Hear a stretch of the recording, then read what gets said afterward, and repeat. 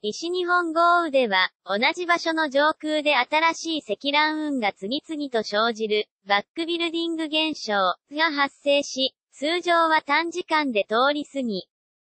雨積乱雲が数珠つなぎになって線状降水帯を形成したため、長時間にわたって同じ地域に大雨をもたらしたことが分かった。